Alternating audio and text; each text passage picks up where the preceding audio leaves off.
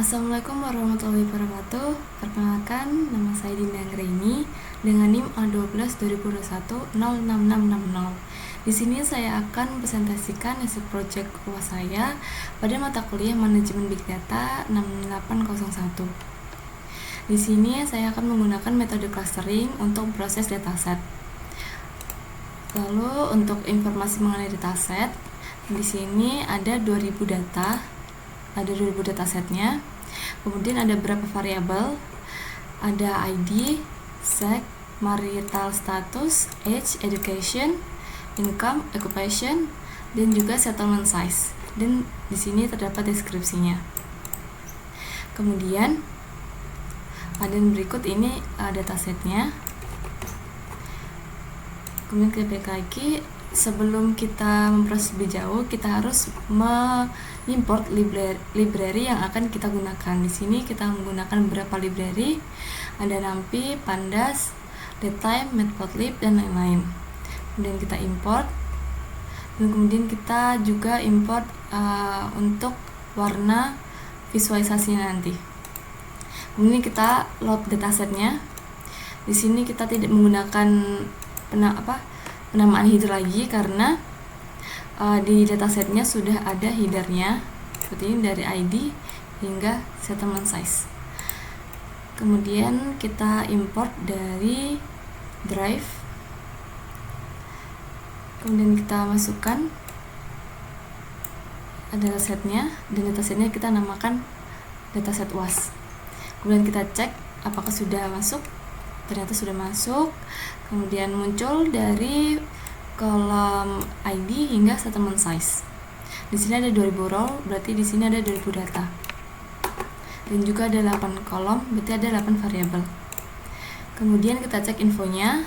Ternyata benar, di sini ada 2000 entries atau 2000 data. Dan di sini ada 8 variabel dengan tipe datanya sudah sama semua, yaitu integer. Kemudian kita cek deskripsi dari datasetnya seperti ini, dari count hingga max. Kemudian untuk sebelum lebih lanjut, kita harus mengubah ID-nya ini, variabel ID atau fitur ID-nya ini menjadi indeks, karena ini tidak akan digunakan pada saat proses clustering nantinya, sehingga kita harus hapus dengan seperti ini. Kemudian kita cek lagi pada datasetnya. Ternyata sudah seperti ini ya, berarti ini tandanya sudah tidak digunakan, sudah hilang. Kemudian kita cek lagi apakah sudah hilang atau belum dengan menggunakan wasinfo. Kita cek informasinya, ternyata di sini sudah hilang, tinggal 7 variabel. Kemudian kita selanjutnya untuk mengecek distribusi dari variabel sex-nya. Nah, di sini setelah kita cek, ternyata hasilnya untuk yang laki-laki ada sekitar 1086 record atau data. Kemudian untuk perempuannya ada 914.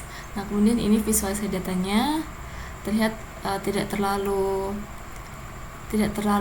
berbeda ya hasilnya.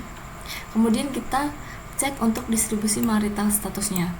Kita cek, ternyata untuk yang single ada 1007 data atau record. Kemudian untuk yang non singlenya di sini ada 993 record. Kemudian kita cek untuk visualisasinya seperti ini, dan hasilnya juga tipis ya, tidak jauh beda. Kemudian kita cek untuk distribusi age atau umurnya seperti ini. Kemudian di sini dari umur 26 ya, 26 hingga 76. Kemudian kita cek di sini ya, dari umur 26 hingga 76. Di sini tertinggi ada umur 26. Kemudian kita cek distribusi educationnya atau pendidikannya. Di sini muncul hasil bahwa yang under atau unknown di sini ada 1386 record. Kemudian yang high school ada 291 record. Kemudian yang kedua yaitu university ada 287 record. Kemudian yang terakhir ada graduate school ada 36 record. Kemudian ini visualisasinya seperti ini. Kemudian untuk distribusi income-nya bisa dilihat di sini seperti ini. Kemudian kita cek distribusi occupation-nya atau pendapatannya atau pekerjaannya maksud saya. Kemudian kita cek untuk unemployed atau unskilled ada 1113. Kemudian ada yang lalu yang kedua, yang pertama tadi skill employee ada 1113, kemudian yang unskill atau unemployed ada 633, kemudian yang terakhir yaitu manajemen itu ada 254. Di sini bisa dilihat distribusinya. Yang paling tinggi yaitu ada skill employee-nya seperti ini ya, ini lebih dari 1000 jumlahnya. Kemudian kita cek distribusi settlement size-nya. Ternyata untuk yang tinggal di small city, kota kecil ada 989, kemudian yang mid size-nya ada 544, kemudian yang terakhir tinggal di big city ada 467. Di sini ada distribusi total size-nya seperti ini. Kemudian untuk langkah selanjutnya kita menghitung perhitungan Cummins clustering-nya seperti ini. Kita import dulu necessary modulnya, import dulu library-nya, library Cummins dan silhouette score. Untuk menghitung silhouette score-nya menggunakan range seperti ini. Kemudian kita cek untuk plotnya seperti ini ya, dari angka nomor clusternya dari 2 sampai 10.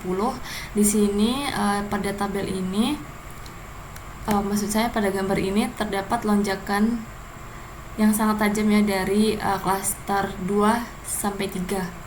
Kemudian setelah pada saat 3 hingga 4 sudah memasuki siku ya, sudah memasuki siku.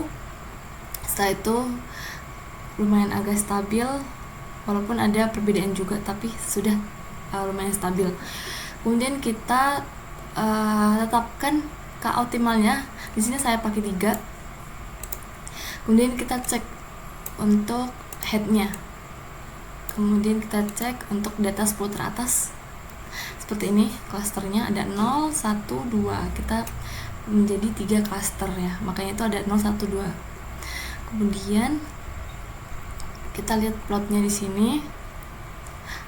Kita plot untuk seluruh variabel dari sex hingga settlement size-nya.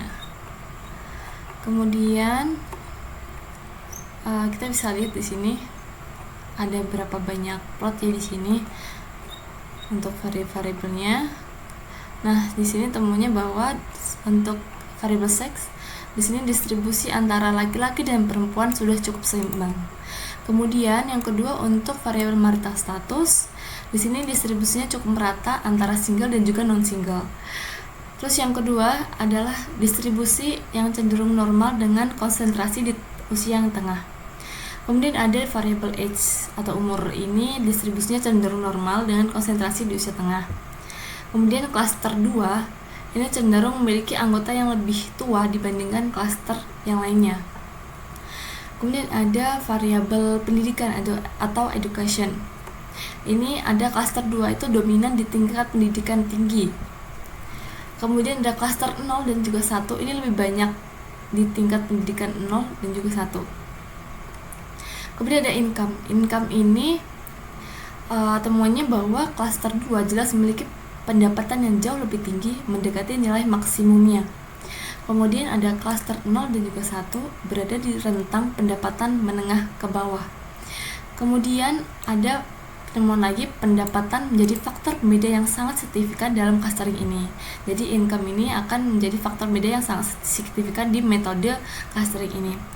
Kemudian ada okupasi atau pekerjaan. Pekerjaan ini pada klaster 2 ini cenderung berada di kategori 2. Ini kategori 2-nya ini ada manajemen, self-employed, dan lain-lain. Untuk klaster 0 dan 1 ini tersebar di kategori 0 dan juga 1 dengan sedikit representasi di kategori 2. Lalu yang terakhir variabel settlement size. Di sini klaster 2 ini cenderung tinggal di big city atau tinggal di kota besar. Kemudian klaster 0 dan juga 1 ini lebih tersebar di berbagai ukuran kota, namun dengan kecenderungan ke small city dan juga mid size city. Kemudian kita lihat distribusi klaster untuk customer di dataset. Kita lihat distribusinya antara age dan juga education. Di sini bahwa pendidikan terendah atau klaster 0 kebanyakan berada di umur 20 hingga 40 tahun. Bisa dilihat di sini ya. Yang warna putih ini bisa dilihat dari rentang umur 20 hingga 40 tahun. Kemudian ada pendidikan level high school dan juga pendidikan level university, ini tersebar di seluruh umur. Kemudian ada pendidikan tertinggi dari level 3 atau graduate school. Ini lebih banyak pada orang yang berumur 30 ke atas. Kemudian ada distribusi X dan juga income, perbandingan antara umur dan juga pendapatan. Nah, di sini bahwa orang-orang yang dari grafik ini bahwa orang-orang yang berpendapatan tinggi tersebar di seluruh umur, tetapi mayoritas di umur 30 hingga 60 tahun. Kemudian orang-orang yang berpendapatan menengah itu ada di semua umur juga dengan jumlah yang cukup banyak. Kemudian orang-orang yang memiliki pendapatan rendah juga ada di semua umur, tetapi lebih sedikit di umur tua. Kemudian pendapatan tertinggi bisa mencapai 300.000, sedangkan yang paling rendah adalah 50.000. Kemudian orang-orang yang dalam data ini mulai umur sekitar 20-an sampai 70-an. Di sini tadi sekitar umur 26 sampai 70-an tadi. Kemudian kita cek untuk distribusi pekerjaan dan juga umur, distribusi korelasi antara keduanya. Nah, di sini dapat dilihat bahwa untuk pekerjaan unemployed itu umurnya tersebar di antara umur 18 hingga 76. Maksud saya ini umur 18 ya, untuk 18 hingga 76. Kemudian untuk pekerjaan yang skill, umurnya juga tersebar luas, tapi lebih sedikit orangnya. Kemudian untuk pekerjaan manajemen, self-employed dan lain-lain, ini kebanyakan berada di umur di atas 50 tahunan. Kemudian kita cek hubungan antara marital status dan juga age. Di sini dapat dilihat bahwa di sebelah kiri di angka 0 ini umur mereka sangat beragam, dari umur 20-an hingga 75-an. Kemudian di sebelah kanan angka 1, yaitu untuk yang perempuan, maksud saya untuk yang non-single, ini kebanyakan berada di atas umur 30 tahun dengan banyak orang yang berusia 50 tahun ke atas. Kemudian yang terakhir kita ada personalisasi klasternya. Nah, untuk personalisasi klasternya di sini ada 3 klaster. Seperti yang saya bilang di sebelumnya tadi, kita akan bagi 3 klaster, yaitu klaster 0, 1, 2. Seperti itu. Kemudian untuk klaster 0, di sini penghasilannya menengah ke bawah dan pekerjaannya karyawan terampil atau pegawai atau skill employee. Untuk statusnya campuran antara single dan juga non-single, dan usianya sekitar 20 hingga 40 tahun. Untuk pendidikannya sendiri dari rendah hingga menengah, jadi level 0 hingga 1 saja. Kemudian produk yang tepat untuk klaster 0 ini adalah makanan cepat saji dan juga makanan yang siap masak. Kemudian ada produk kebersihan pribadi dengan harga yang terjangkau, minuman energi dan makanan ringan. Kemudian terakhir yaitu produk rumah tangga dasar. Kemudian ada klaster 1. Nah, klaster 1 ini penghasilannya menengah, pekerjaannya campuran antara karyawan terampil dan beberapa posisi manajemen rendah. Untuk statusnya mayoritas non-single. Jadi mayoritasnya mereka menikah atau sudah berkeluarga. Kemudian untuk usianya rentangnya antara 30 sampai 50 tahunan. Kemudian untuk pendidikannya, pendidikan menengah level 1 hingga level 2. Untuk produk yang tepat di sini adalah makanan keluarga dalam porsi ekonomis, produk perawatan anak, bahan makanan pokok dan juga bumbu masak, kemudian ada produk kebersihan rumah tangga. Nah, untuk klaster terakhir itu ada klaster 2. Di sini penghasilannya tinggi atau mendekati nilai maksimum. Untuk pekerjaannya yaitu manajemen, wira swasta, karyawan sangat terampil, pejabat. Kemudian untuk statusnya ada mayoritas non-single alias sudah berkeluarga atau menikah. Untuk usianya mayoritas di atas 50 tahun, tapi tersebar di usia 30 tahunan ke atas gitu. Jadi untuk pendidikannya ini pendidikan level tinggi, level 2 sampai 3. Jadi pendidikan level universitas atau graduate school atau pasca sarjana. Dan untuk produk yang tepat untuk kelas 2 ini adalah minuman yang berkualitas tinggi seperti wine, kopi. Nah, seperti itu. Kemudian untuk produknya ada produk makanan premium dan juga organik. Kemudian ada produk perawatan kesehatan dan suplemen, dan terakhir yaitu makanan siap saji kualitas tinggi untuk profesional yang sibuk. Mungkin itu saja yang dapat saya sampaikan dalam presentasi hari ini. Sekian, terima kasih.